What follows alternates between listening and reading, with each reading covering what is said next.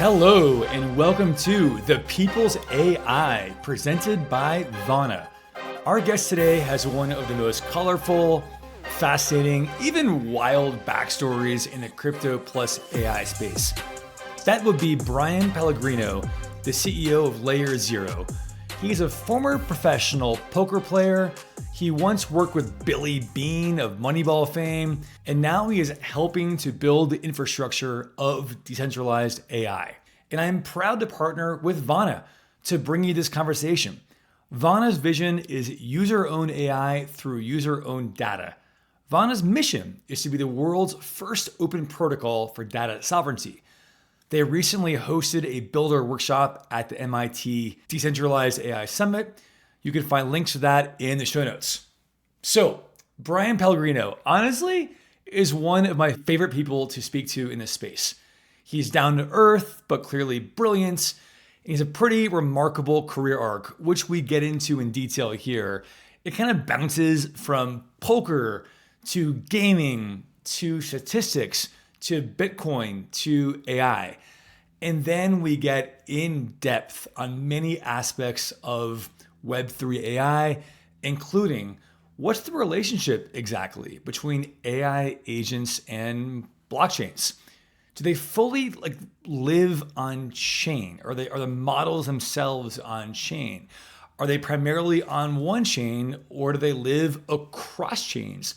Do they need wallets? And if so, are they the same as human wallets or more AI-focused wallets? How big will this get? How widely will this scale? What are we talking about here? How about decentralized training and compute? How feasible does Bryan think that is? We cover all of that and so much more. It is a buffet for those into crypto plus AI. I had a blast.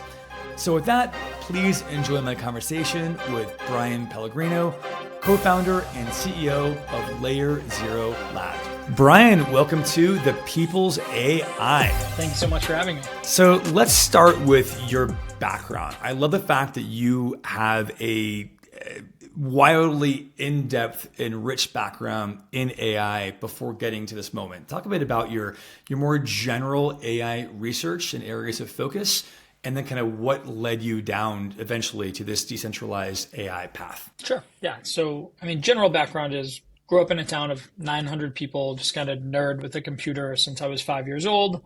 Went to school for computer science, so traditional CS background. Ended up dropping out after 3 years to play poker professionally. Did that for 8 years, traveled to 80 countries, was one of the top heads up no limit players in the world, kind of played the highest stakes you could play there.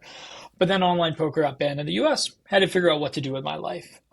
Started a company in 2011, sold it in 2013, and took a gap year after that. And I took my 1.5-year-old son and my wife, and we did 12 months, 12 countries to try to figure out where we wanted to live.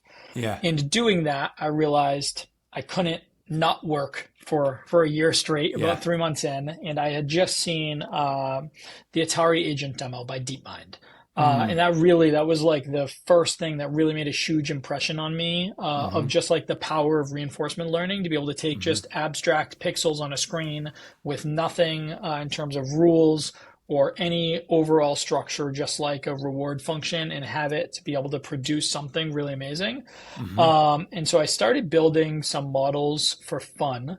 That was really just me. I hadn't even written as one does. As one does. Yeah. Just definitely. I was like, this was a way for me to get back in touch with programming. Yeah. And I was just toying around. And I showed it to a friend, and he introduced me to this group of MIT PhDs who had done some similar work when they were at MIT. And as a college dropout, this was already like reasonably intimidating.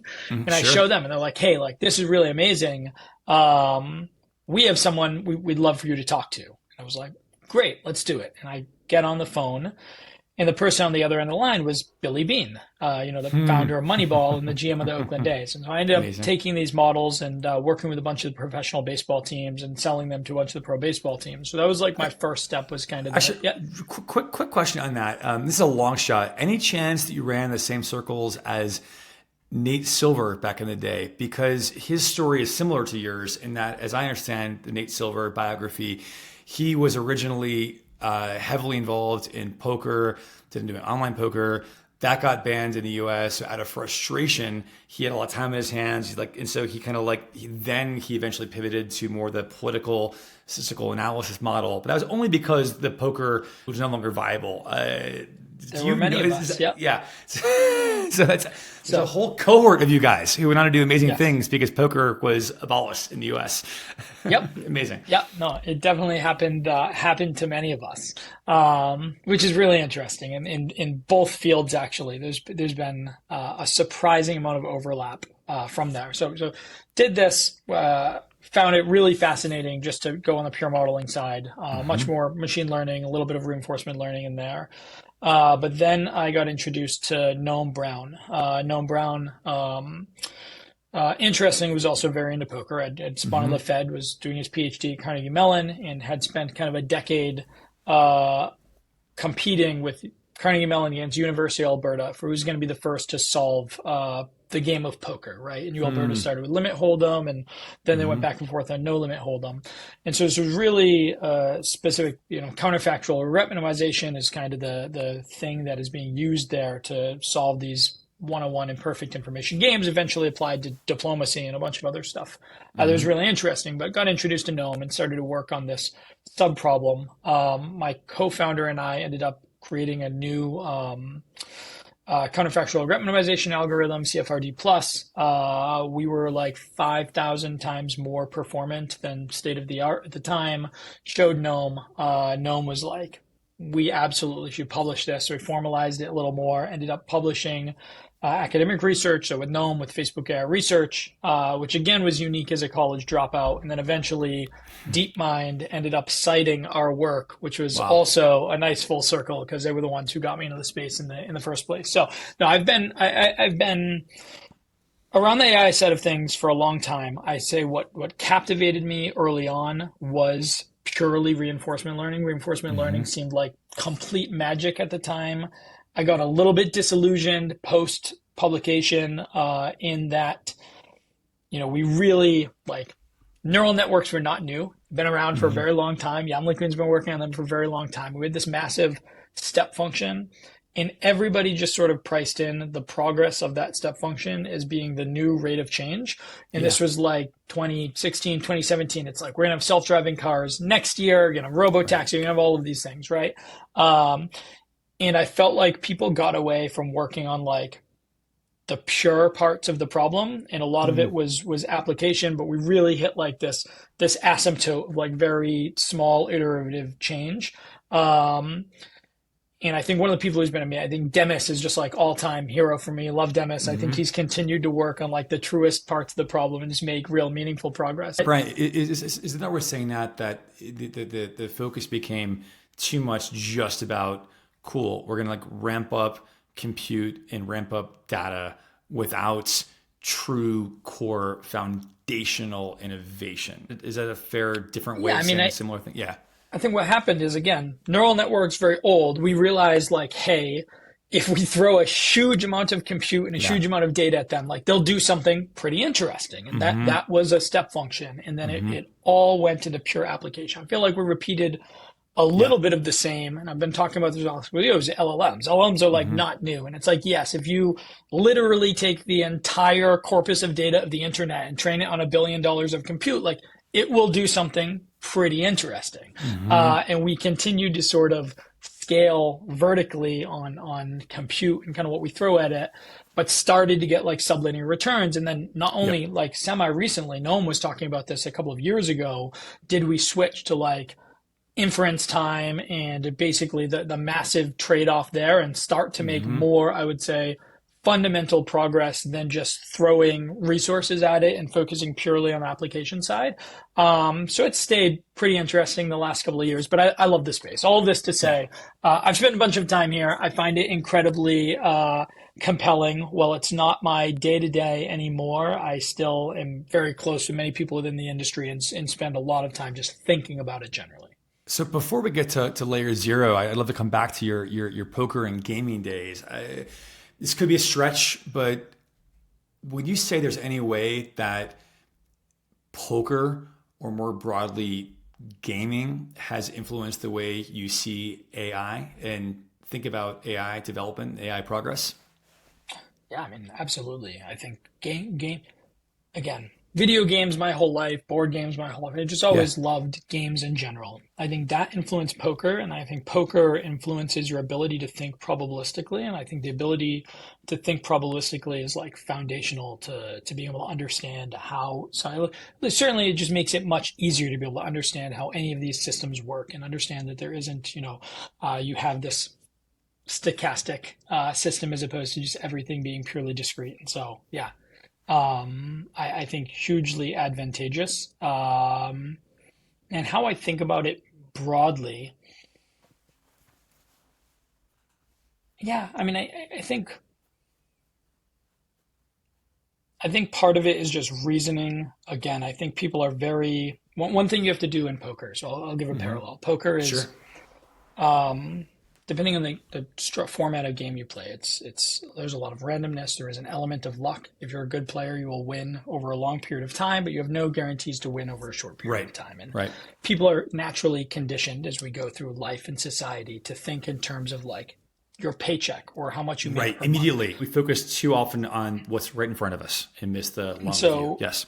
in poker, you'll have a situation where maybe you'll make $20,000 in a month and you feel amazing. And you say, I now make $20,000 a month. And then the next 2 months, you lose $2,000 each. And so now you've made $16,000 over 3 months. And maybe at the beginning, that would have actually been a good outcome and you would feel Yeah. great.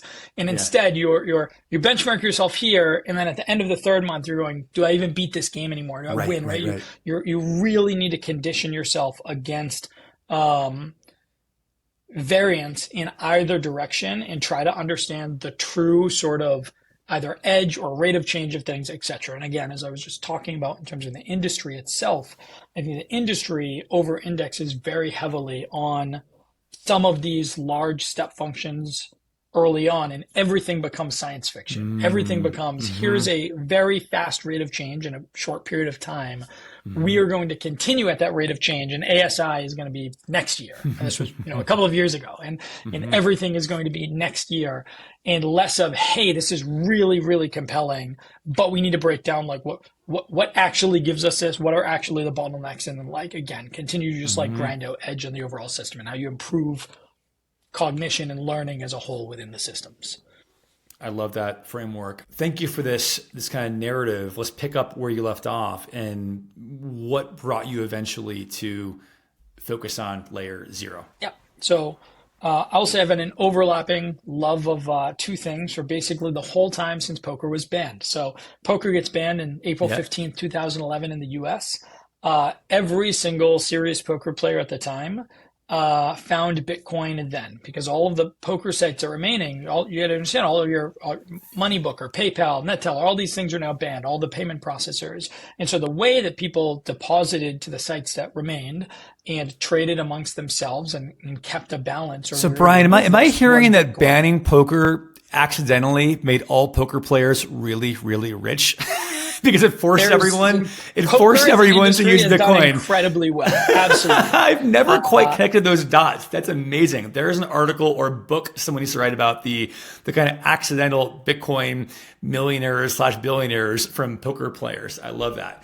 Yeah, no. So, I mean, I founded this industry very early. Early on, I was drawn from like purely, my job had just been shut down. Sure, it felt like sure. It's like purely the libertarian skew, right? That's Sure. what drew me early on. Things got obviously crazy. 2014, you had this whole cycle of Bitcoin. All these other things are launching. Almost everything dies. Then you get Ethereum. Then you get everything. So I followed this space very, very close. I was running racks of miners back then in my garage, doing all of this. So I've had an overlapping love of both for a long time.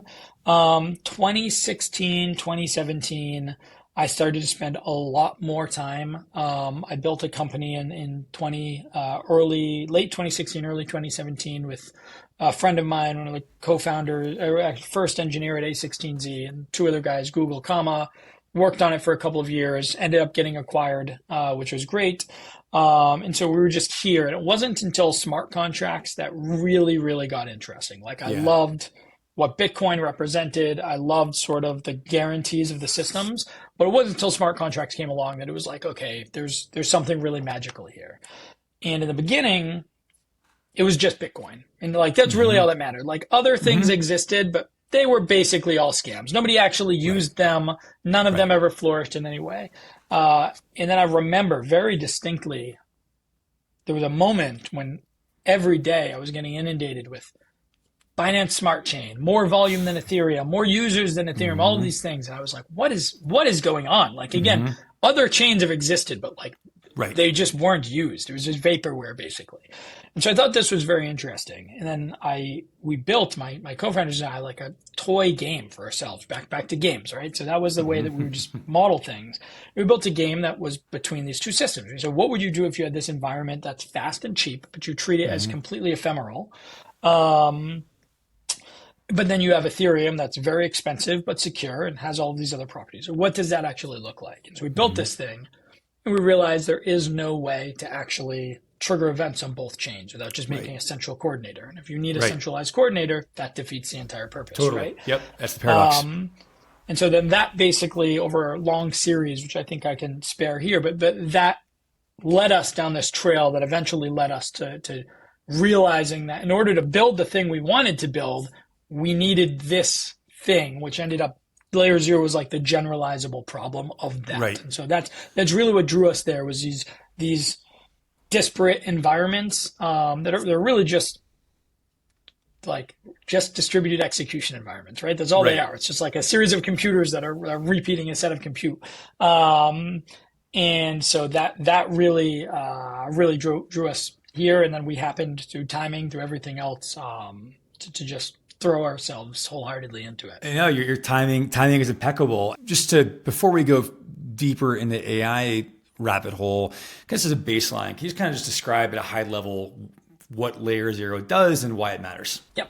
So back when we started, everybody thought about bridging. And it was sending money from chain A to chain B. And the way that it was typically done is I would lock up some assets here, I'd mint you a synthetic derivative over there, and you would just go on about your day. And the problem is, this was like a very fundamental shift of how the user has a relationship with the assets themselves. If you use Uniswap or any smart contract, you bear risk of smart contract risk for the duration of that swap, but then you have your asset and you never think about it again. And the structure that was here, if the underlying contracts were bad, all the assets could get rugged and your synthetic over there is worth zero. If the synthetic contracts were bad, they could get rugged. If the messaging layer was bad, you would get rugged. There was all these ways that the user just carried risk in perpetuity. The asset itself actually bore risk.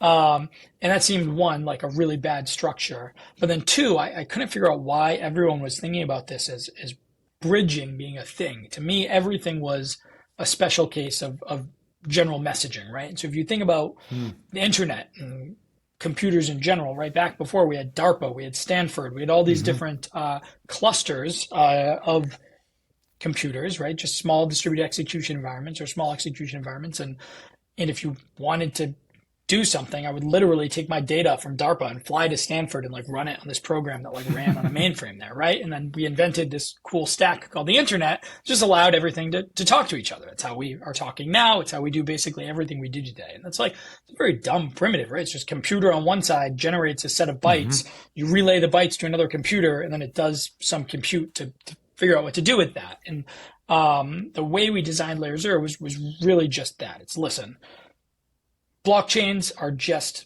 distributed execution environments. That's all they are. There's computers running compute.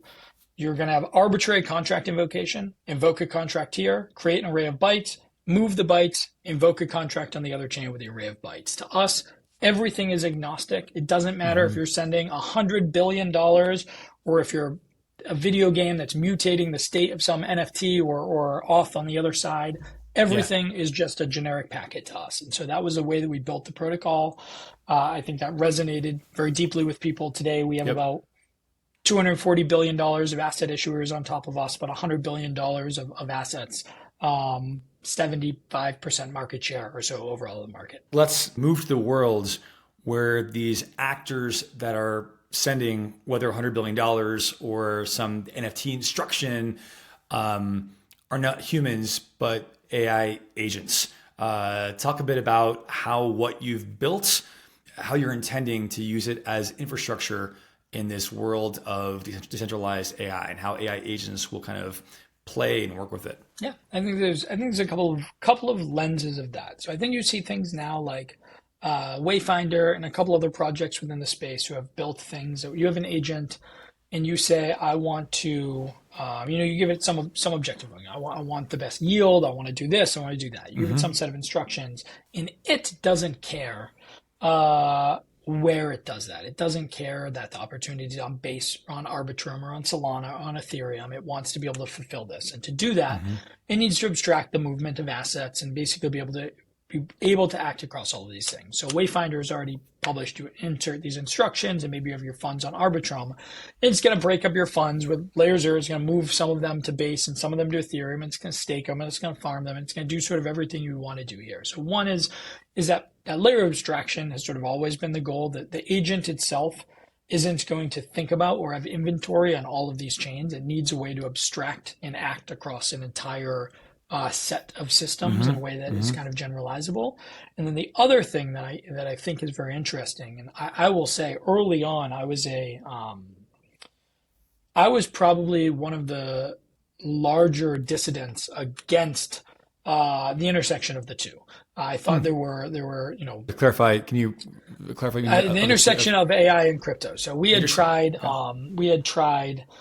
back to the days of Golem, of MadeSafe, of all of these things, of distributed compute, distributed all of these things. I think it always backs up against the cost of electricity. Yep. You basically run into latency. Consumer competitive event.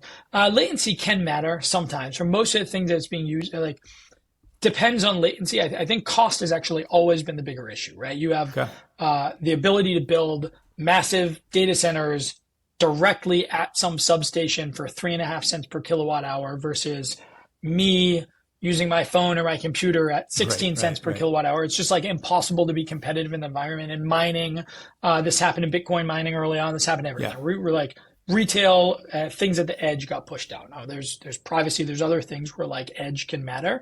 But I was always reasonably skeptical on that side of things, making another iteration here. But what was very clear to me of the intersection is the payment rails, and the need of you having, 1 or 100 autonomous agents who are going to fulfill tasks on your behalf that still have some level of hallucination, possibly, that still maybe aren't, have 100% rate of fulfilling everything perfectly, even if it's very high nines, and you're probably not going to hook up your entire retirement account and credit cards, everything to this, right? It's probably limited sets. They need ways to be able to interact outside of micropayments are horrifically bad in traditional systems. That's why remittance is so bad. Micropayments have always been like a historic problem. 2, wires, anything larger, slow, bad. Legacy systems just like not good. Crypto is incredibly good at both of those things, at micropayments, at fast remittance, at all of these things, right? And so I think that the counter side of this is where am I wrong? Where is this thesis wrong? This thesis is wrong if everything lives in OpenAI, right? OpenAI says we accrue all of the models because we own all of the consumers and everything flows through that, and we're going to create some back-end credit like PayPal that allows these things to pay and transact across each other. Fine, that is one thesis. I don't particularly believe that's like the end state of the world. I think most people who see the intersection now and see a push is a lot more focused on privacy, a lot more focused on being able to own and retain your own data, a lot more focused on all of these things. And so if you believe in a world where these are not having one unified shared system, that can just be centralized and own, kind of moving balancer around other than into and out of it on the back end, then I think crypto is like, it is the solution. There's no need to build anything. It's done. It's easy. It's there. And so that is something I've always like very heavily believed in. And so if you believe in that, if you're operating across a lot of execution environments, then you sort of need what LayerZero is. It gives you the ability to do that. So that's always been our thesis is, hey, we think this is incredibly sort of likely to happen and play out. It's clearly playing out right now. Our goal is just to be that rails, that agents as they go out and need to You have fine tuning and you have agents that are good at certain things. They will need my assistant that I tell to go, hey, book me this trip, buy me this thing, do that. It might need to go do specialized research or book this Yep. certain set of service, all things that run through other things. And that set of payments is something I like very strongly believe in. So do you think of LayerZero as kind of the router for AI agents across blockchains, or if not router, what's the right way to think about this? What's kind of the framework or metaphor? I get that you're building Rails, I guess infrastructure. Yep. Can you make a little more concrete, kind of precisely what LayerZero is doing to kind of facilitate all these agent-to-agent interactions? Yep. So LayerZero is like, you should think about it as you think about TCP/IP or just like a pack on the internet. Again, there is nothing more than arbitrary contract invocation with a bytes array. So right now, agents are mixed between how on-chain and off-chain they are and what this looks like. I think the easiest way to think about it is purely from the payment side of things. Again, being able to move, stake, do everything. So it's actually less the agent itself and more of a function of the agent using the underlying asset to be able to pay and settle across all these networks, whether it's Solana, whether it's Base, whether it's wherever it is, right? So really money within LayerZero becomes completely fungible across environments, and you have the ability to move this at almost zero cost. And that is like the tool that agents use, and they will just use that tool and that movement at a much higher rate and velocity than any human ever could. And there's many more of them doing this, right? So that is like the role that LayerZero plays at like the most naive base level is just like asset movements happen with us. These things will move assets more than anything else. Quick introduction. Do you think eventually, based on your comment there, more than anything else, do you see a world where the bulk of volume is AI driven? That this is like the lion's share of activity? Yeah, I mean, I think it's very easy to see a path now. I mean, I was showing my family. I just went on a vacation to Japan with my 19-person family. So brothers, sisters, parents, nieces, nephews, all this stuff. And I was showing them, like, we had a medical question we were debating, plugged into deep research thought. We had an investment thing I was talking through, same thing, like 15 minutes, 40 sources, something that even our group collectively couldn't have done even close to the amount of time, right? The leverage is just growing, and they can work and be active 24/7, and they can be polling 24/7 and available and all of these things, right? And so do I think it is like there's a very not even clear path to, but just like very obvious eventuality on my side to agents themselves performing more operations, whatever those are, units of compute, units of payment, units of all of these things, far more than what the subset of humans does right now. I think that's like very clear that will happen. I totally agree, but you're a lot smarter than I am, so I wanted to hear you say it too. So that makes sense. Thank you. You were describing kind of the right way to think about this, that right model. Yeah. So again, LayerZero, you can think about just fungible payments, makes the payment rails incredibly abstracted, all of that. Then there's this other set. I mean, we have something called LayerZero Read we built not long ago to allow off-chain, on-chain interaction. So this could be actually querying the LLM directly, or a series how people build something for election results. We were querying sets of LLMs and then basically only needing consensus among them in terms of like who won the election, what happened in this thing, right? And ways to take objectively points of data from off-chain and from real world and put it on-chain at a consensus of LLMs themselves. I think there's all this like road you can go down of auxiliary things that are potentially going to be used among the protocol in terms of triggering actions, in terms of doing this.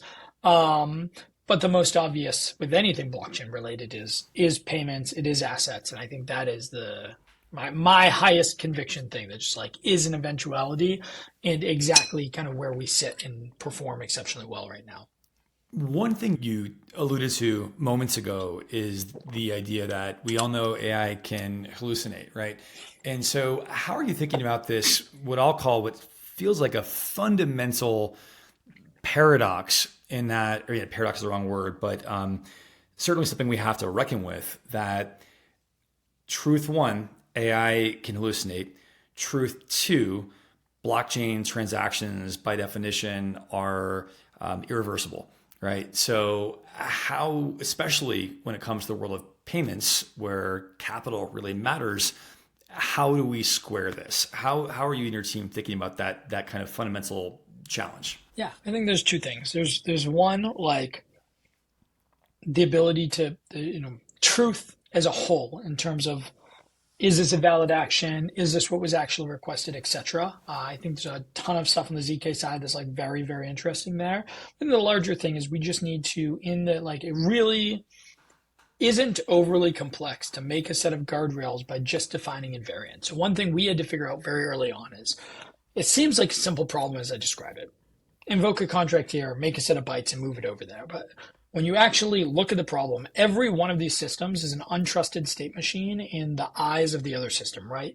The Solana will never, ever, ever know what the canonical block submitted to Ethereum is. And even if you take ZK proofs early on, one thing that people thought was, this gives you the exact economic security of Ethereum. You're now as secure as Ethereum. What you realized is the validator set could literally just collude, make a fake block, create a snark of the block, throw the block away so nobody can slash them, present the snark, and it is entirely valid. Whatever chain is consuming that is going to see it as a valid block. They're going to get rugged completely, all of this stuff, because it has no idea what is the canonical state of the underlying chain. There is always this untrusted state machine problem in any of these systems interacting with each other now.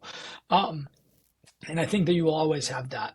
With anything, again, cross environment like this. And so what we did is basically we made a system we called pre-crime, which is effectively forking every chain locally before a transaction is done, running your state transition locally, checking the resulting state against a list of application-defined invariants. For a bridge, it might be something like solvency, and then only executing on the destination side if none of those invariants were broken, right? And so this allows you to give this sort of like external set or view into something that's happened or global invariants. And so I think we can define sets of invariants in payments that like, hey, I'm only doing payments between like $1 and $50, right? Like you can find some way to arbitrarily trick my agent to want to send you $500,000. But you can define invariants. You can define invariants. Am I actually getting something that's expected on the other side? Is the output kind of what I expect it to be? And so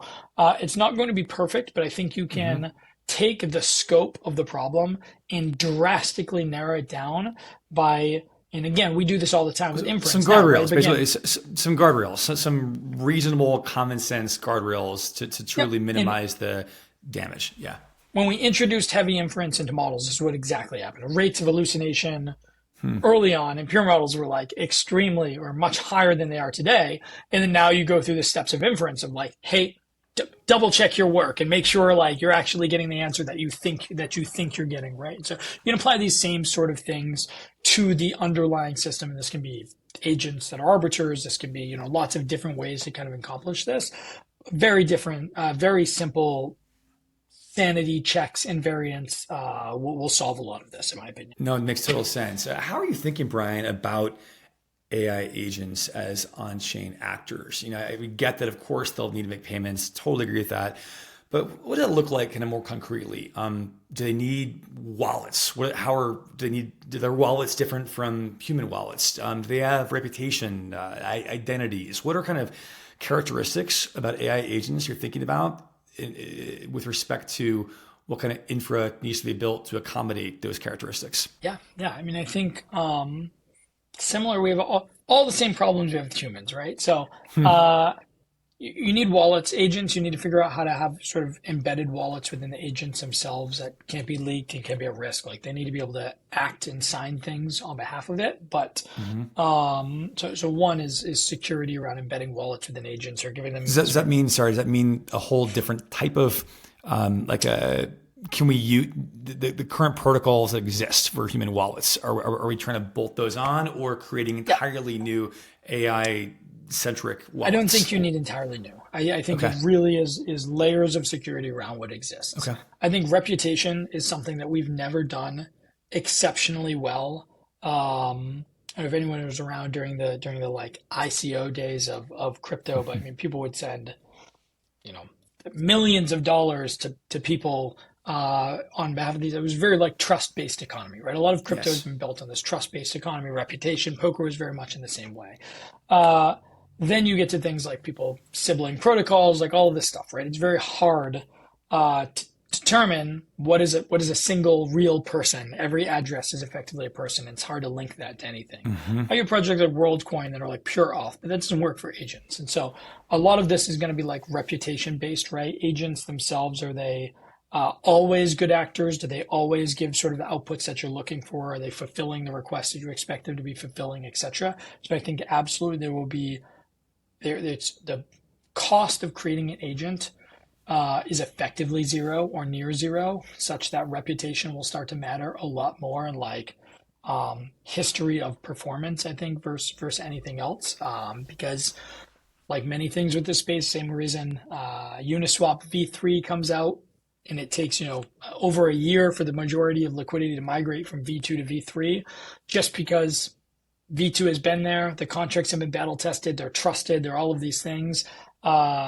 That is really just a form of reputation. It's just time and production and resilience or reputation or whatever it is. And so I think there's certainly a reputation piece that needs to be done for how, limits of how much people interact with these things, what it looks like, all of that.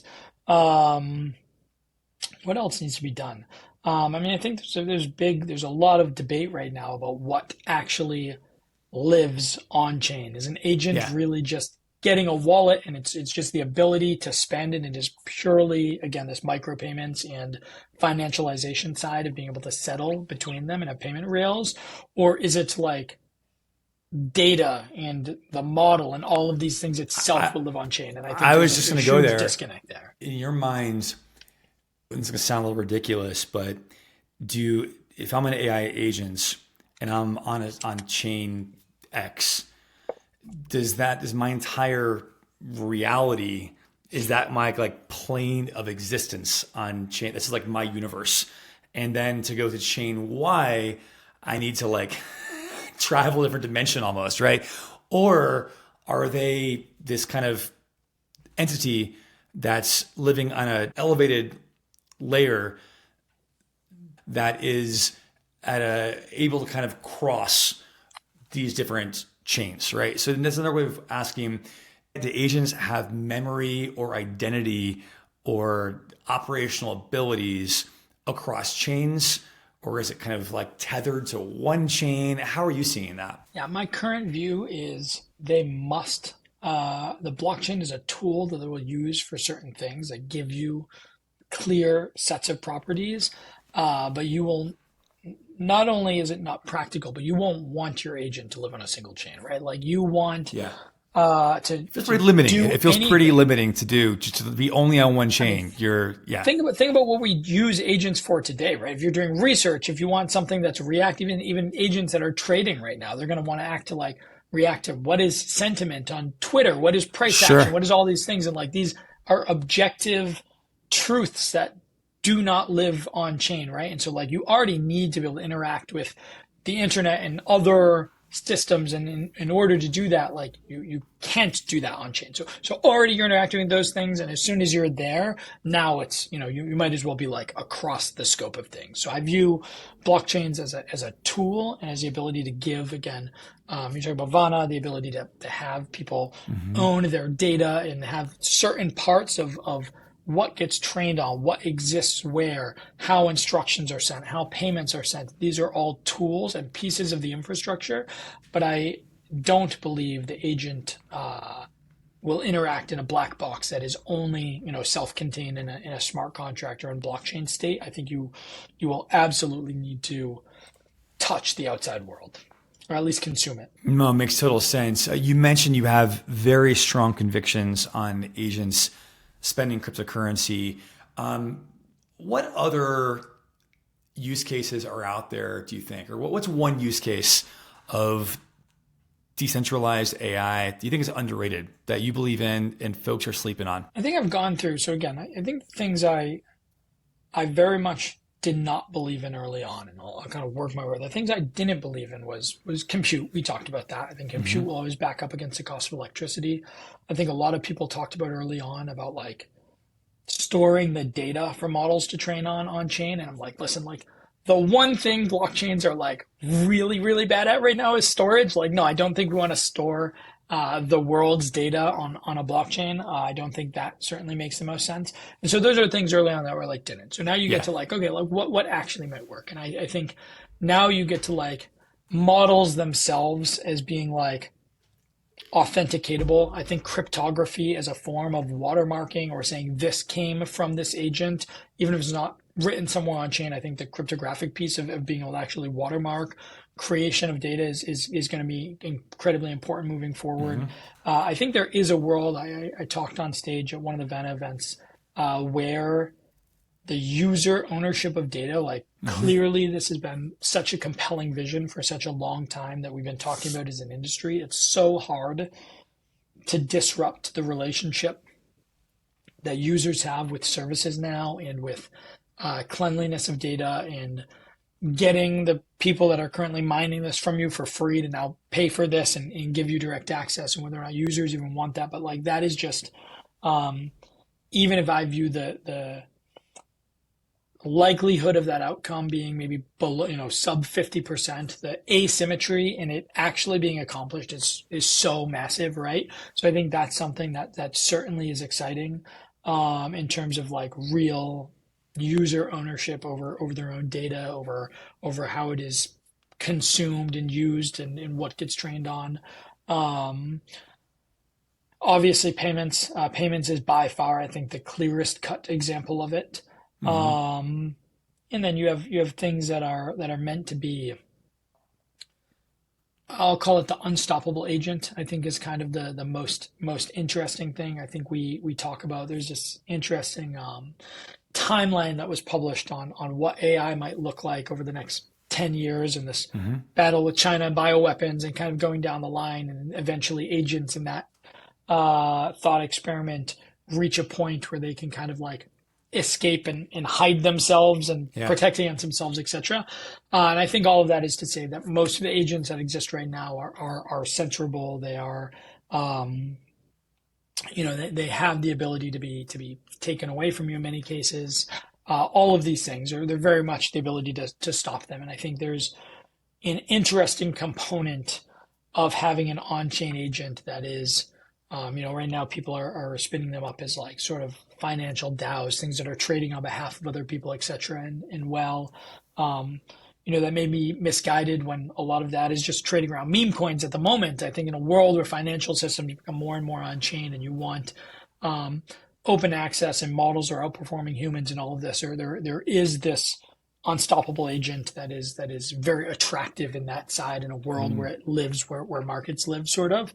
So I think there's a lot that's interesting. I actually think it is. I think people view it as much more set in stone than I view it right now. I actually view it as very much up in the air, which to some people might feel like I'm, the AI bear, but I actually think it's for me, it's much more exciting that there's all of this uncertainty, because you have the ability to be the person, to be the deciding factor that makes payments be literally free and micropayments as opposed to completely centralized and open AI. You have the ability to be the deciding factor that changes the way for people's relationships with their own data. Like it's so greenfield right now that there is like immense opportunity, and the outcomes are still like very, very path dependent, and I think people have the ability to influence where that goes, and I think that in itself is like both powerful and exciting.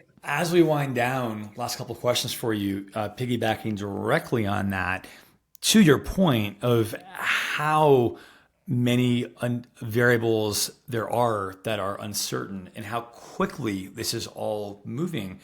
How do you build? How are you able to design infrastructure and solutions for AI agents that are like almost overnight getting better and better, right? Like how can you possibly, like how is your team thinking about the rate of change and the concern that whatever makes sense this week will be obsolete in 3 months? Yeah, I think it's very, very, very important. And I think we've always taken this stance. I think, again, the naive approach early on, a bunch of blockchains spin up is let's make a bridge. Let's make some way to move money Yeah. across them, right? Solving the problem that's directly in front of your face. And I think for us, we spent a lot of time thinking about what is the generalizable problem, right? What is a generalizable version of this? And how do we make that thing have the highest possible utility? All of these guarantees of immutability and censorship resistance and permissionless, and how do you iron out all of the very severe edge cases?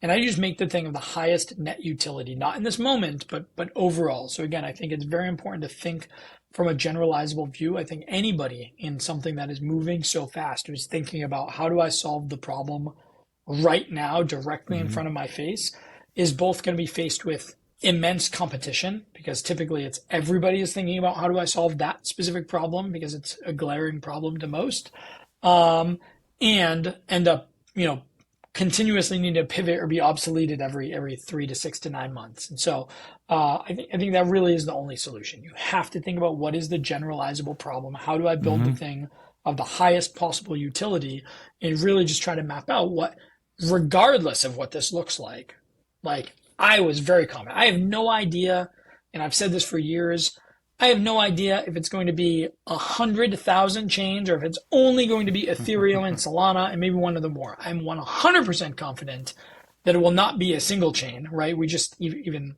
in modern web applications, we can't vertically scale on a single server. We have, we build microservices and we build distributed applications for a reason.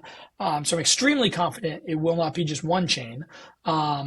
But whether it's 2, 20, 200, 200,000, I don't know, and I don't need to know, right? I've built something that allows the degree of communication in all of those scenarios, and what that flow looks like, time will tell, but I know that I've built the thing of highest utility in all of those environments, right? And so I think, again, that is a kind of lens you want to apply into all of these problems, regardless of what path it goes down. How do you build the thing that is just net useful? Final question for you. You just said you don't know what's going to happen, but I still am curious of what you think what might happen. What, Bryan, what is your personal 5 to 10 year timeline look like? You mentioned that thing was floating around out there, went viral. If you had to sketch one out on the back of a cocktail napkin, well, give us a few predictions on that 5 or 10 year horizon. Yeah, as I mentioned earlier, I've been more conservative than most people in projections. I view it as huge step function. We've largely hit an asymptote. If we threw 10x more compute at training right now, we're going to get very sublinear, sub 10x returns on what the actual performance is. We need a return to actual, real, underlying research. We need the ability to improve the models themselves in a foundational way, which means I think progress is going to be slower to AGI and ASI than people think it is. It's very clearly good enough across almost every narrow domain to make a sort of specialized agent that can become superhuman in any of those. I mean, we saw that a long time ago. It was Atari games, it was chess, it was poker, it was Go. It was, anytime you have a specific domain, I think we really are a renaissance for trading. I think you have the ability to become superhuman. Chasing generalizability is going to be very interesting. I think there'll be a very strong focus on the underlying research side. I think that's where most of the gains will. I think it is a clear inevitability, as I said, that agents are performing more operations than humans, even in the next few years, like coming very, very, very soon. Less certain on robotics than almost everybody. I think fine motor skill robotics, people are sort of doing the same thing right now. We have this rate of change that's very high right now, and all of this is going to be solved, and we're going to have home robots and amazingly dexterous robots that are sort of widespread everywhere. I'm less convinced on that side. So really, net utility extremely high, proliferation extremely high, number of operations extremely high, demand for payments and settlement across these as they become more and more outcomes and operations driven, more agentic and less model focused. All of those things I have very high conviction on. which I guess is a sub-factor, means very high demand for energy. So, maybe nuclear, maybe whatever it is making a comeback. I know people talk about that all the time, but I think demand for compute and energy is just like obvious downstream. All of this is happening. Much less convinced and think is further out than many people think of sort of ASI, of self-replicating or self-improving artificial intelligence. I think Andre Kaparthi has a really amazing, very long 3-hour video that I linked to a bunch of friends over the last month or so on just like how LLMs actually work. And I think anybody who watches that video, everyone right now, there's such a mystere to it, and it's really feels like magic, which is like amazing. It's such a huge benefit of the technology itself.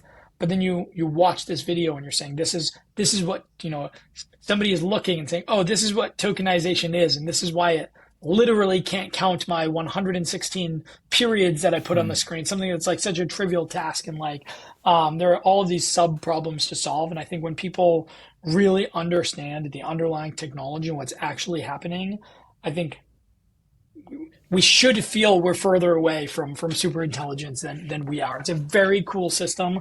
We've done really, really amazing things. It's incredibly powerful.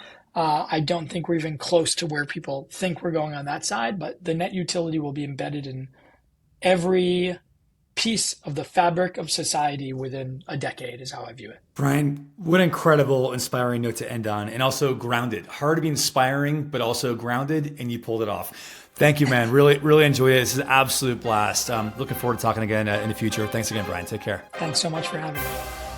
Well, there you have it. Thanks again to Bryan Pellegrino, co-founder and CEO of LayerZero Labs. And thank you again to my partner in AI crime, figuratively, for all your lawyers. There's no crime here, but Vana, my partner Vana. Vana's vision is for user-owned AI through user-owned data.